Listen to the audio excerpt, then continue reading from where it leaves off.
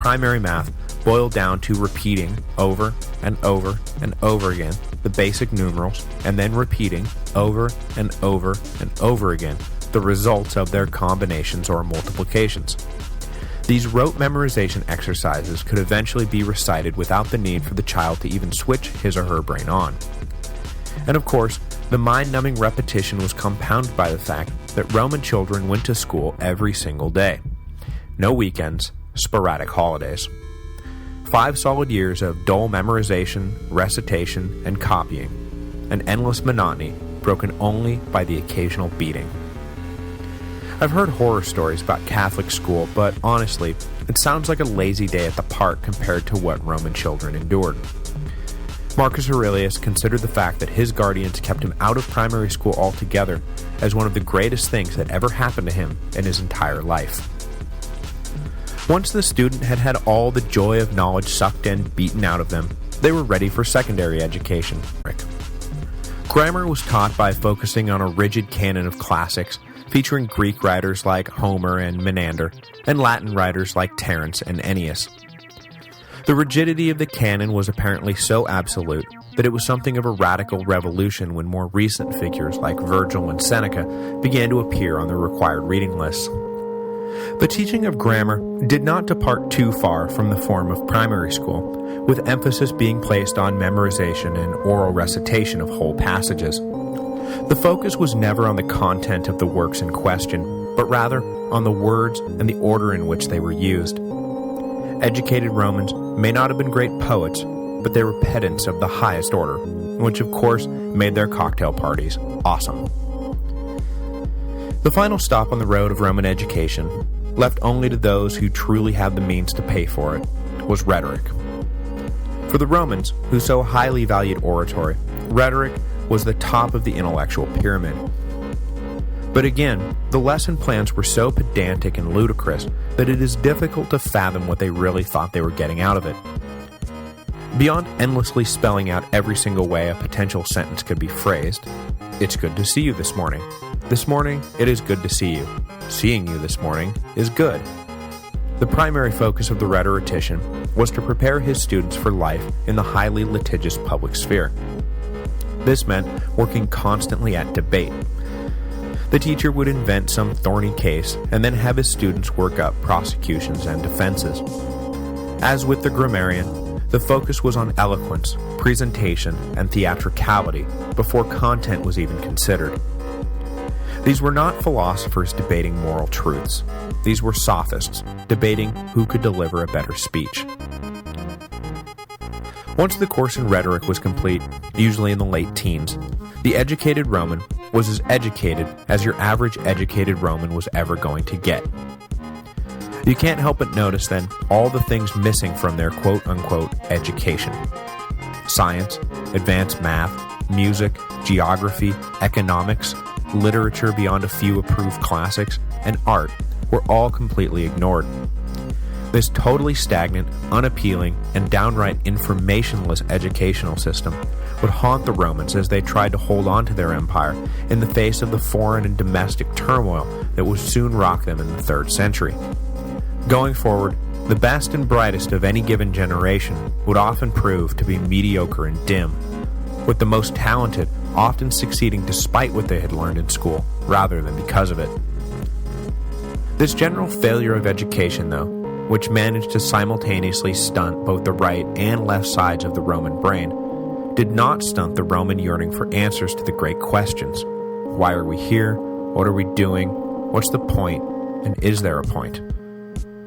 Finding no answers in the books that they had had beaten into them as children, most 2nd century Romans turned to either religion or philosophy for solace, the former absorbing the majority, the latter a small but dedicated minority.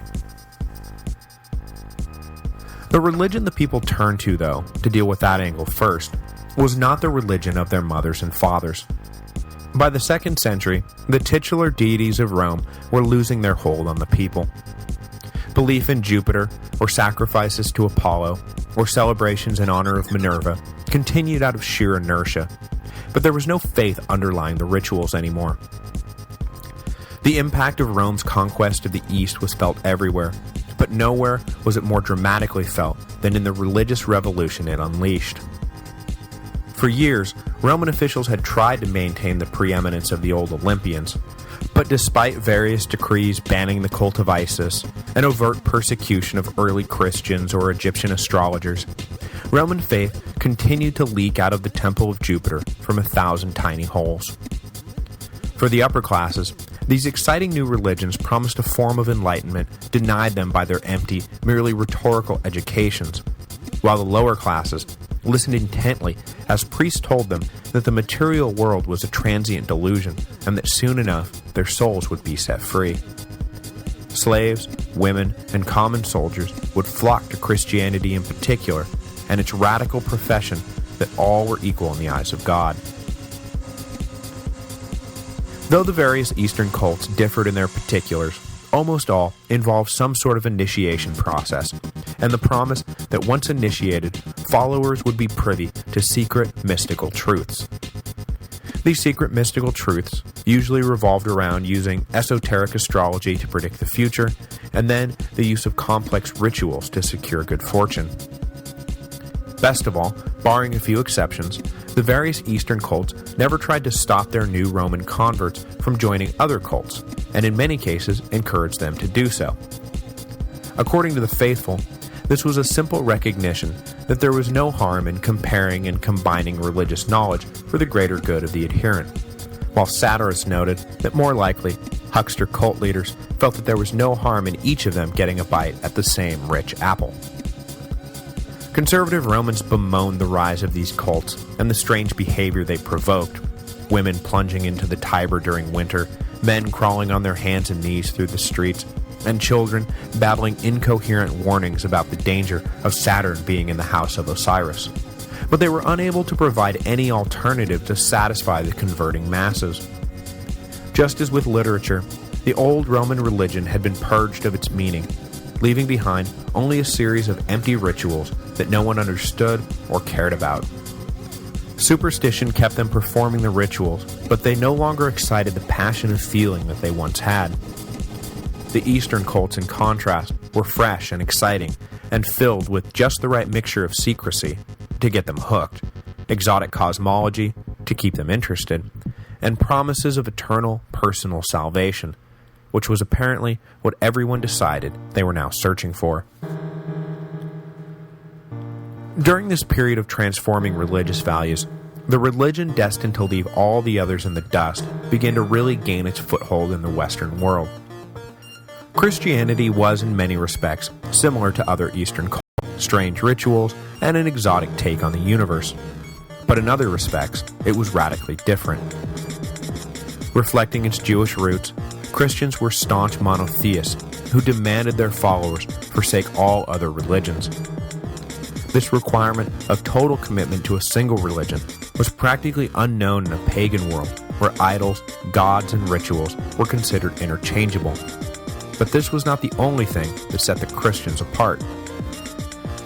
In the century between the death of Jesus, supposedly around 30 AD, and the reign of Antoninus, Christian dogma had been filtered through the various, sometimes contradictory lenses of the early church fathers like St. Peter and St. Paul, and so the version of the religion that began to flourish in the 2nd century AD was thoroughly Hellenized and focused as much on sexual denial and withdrawal from the material Greco-Roman world as it was in preparing for the second coming of Christ, which everyone agreed was just around the corner. This was all weird enough to provoke the scorn of average Romans, but Christianity further invited ridicule by willingly embracing the politically and economically downtrodden, slaves, the poor, and, critically for its early success, women. This religion of slaves was viewed with suspicion by the existing power structure, who were further provoked by the Christian unwillingness to offer sacrifices to the deified emperors, a simple request for political obedience that even the combative Jews had bowed to. Though it was in their own way, they offered sacrifice to Yahweh in the name of the Caesars. But the Christians refused any compromise, and so incurred the wrath of Roman administrators across the empire. But despite these persecutions, Christianity continued to gain faithful adherents, who were willing, and sometimes even proud, to die for their religion.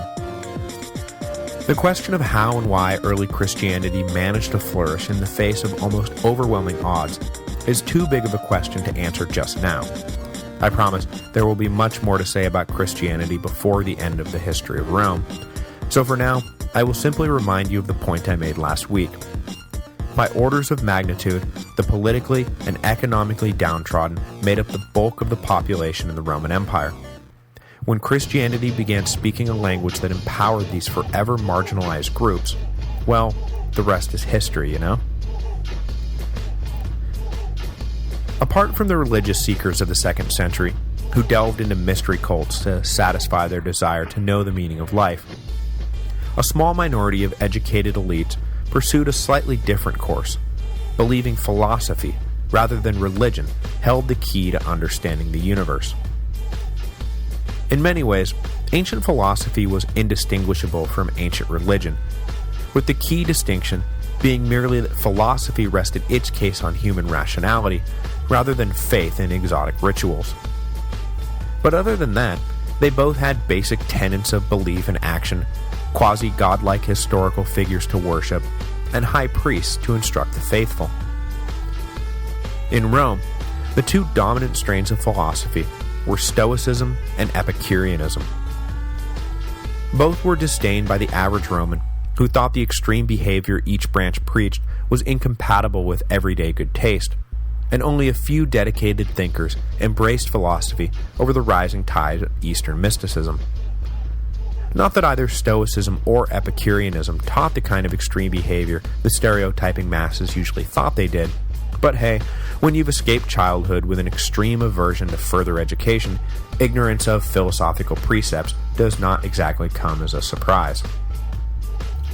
We'll wind up going into a bit more detail on Stoicism as we move into the reign of Marcus Aurelius, that philosophy's most famous Roman advocate.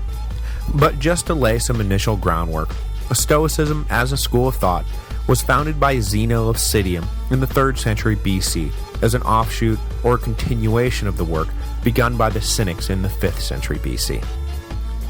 Taking its name from the Stoa, or porch under which Zeno taught, the Stoic philosophy was grounded in a belief that emotion ought to be subordinate to reason, and that this subordination allowed men to live a virtuous life in accord with nature. It is important to point out that the Stoics were not anti-emotional robots. They just believed that negative emotions were highly destructive and could only be reined in by reason. Discord and chaos reigned when men allowed their passions to get the better of them, especially passions that raged uselessly against the unfolding plan of nature. Stoicism was thus an attempt to marry the determinism of the universe with the free will of the individual.